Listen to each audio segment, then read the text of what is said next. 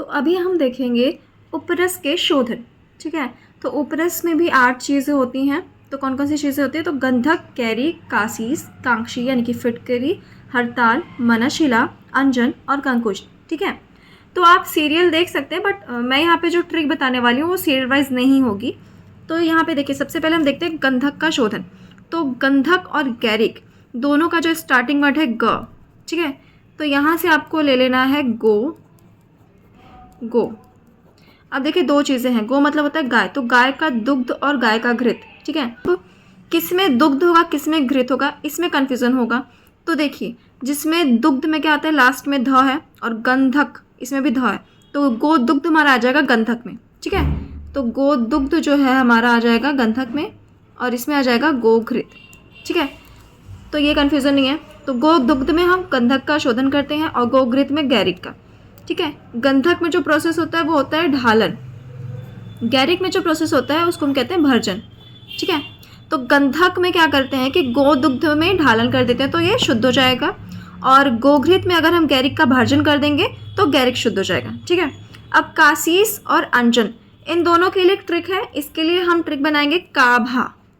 ठीक है, वो गांव की लैंग्वेज में लोग कहते हैं ना कि काभा, मतलब कि क्या हुआ को लोग काभा बोलते हैं। ठीक है, तो इसको करना है का प्लस अ प्लस भा। ठीक है, कोई भी वर्ड होता है उसमें अ तो छुपा ही रहता है। तो अब देखिए, इस का से है आपका कासीस। ठीक है, इस अ से आपको पता चल ही गया होगा अंजन। ठीक है, इस भा से है आपका भृंगराज स्वरस।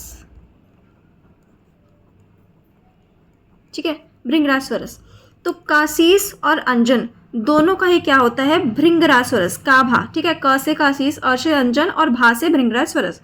तो भृंगराज स्वरस से आपका काशीश और अंजन दोनों का ही शोधन होता है। ठीक है, काशीश में क्या करते हैं, भृंगराज स्वरस में बस भिगो देते हैं। ठीक है, और अंजन के लिए क्या करते हैं, भृंगराज स्वरस की भावना देते हैं। तो अभी हम देखेंगे हड़ताल, मनशिला और कंकुष्ट, इन तीनों का शोधन कैसे होता है। ठीक है, तो इन तीनों के लिए भी हम एक ट्रिक बनाएंगे। तो ट्रिक क्या होगी, तो हमको, ठीक है मैं थोड़ा दूर दूर लिख रही हूँ, हमको कुआं में शुंठी मिली। ठीक है, तो ट्रिक क्या है कि हमको कुआं में शुंठी मिली। ठीक है, तो इससे हम क्या करेंगे, हा से हमारा हो जाएगा हड़ताल। ठीक है, मा से हो जाएगा हमारा मनशिला, और इस का से हो जाएगा कंकुष्ट। ठीक है, अब इसका शोधन के लिए जो हमने ये ट्रिक बनाया कि कुआं में शुंठी मिली, तो इस कु से है आपका कुष्मांड। ठीक है, कु से आपका कुष्मांड। आ से है आपका आद्रक, या अगर आपको याद हो जाए तो आ से ही आप ले लीजिए अगस्त पत्र। ठीक है, और शुंठी तो शुंठी एज इट इज रहेगा।